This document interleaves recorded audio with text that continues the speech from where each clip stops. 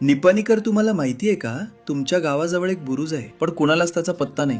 हो, बुरुज. आणि अजूनही तो उभा आहे. कोल्हापूर बेंगळूर हायवेवरून निपाणीच्या दिशेनं जाताना कागलपासून 14 किमीवर डावीकडे सौंदार्ग्याचं गाव आहे.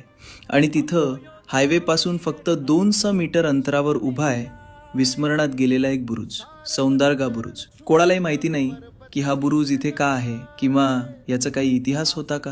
गावातले लोकही याबाबत अनभिज्ञ आहेत. किल्ल्याची कोणतीही रचना इथे दिसत नाही. फक्त एक 20-25 फूट उंच बुरुज आणि त्याच्या समोर अर्ध्या एकराचं सपाट महारान. या बुरुजात 3 पातळ्यांवर तोफ व बंदूक गोळ्या डागण्यासाठी जागा आहे. त्यामुळे याचा उपयोग संरक्षणासाठी झाला असावा असं वाटतं.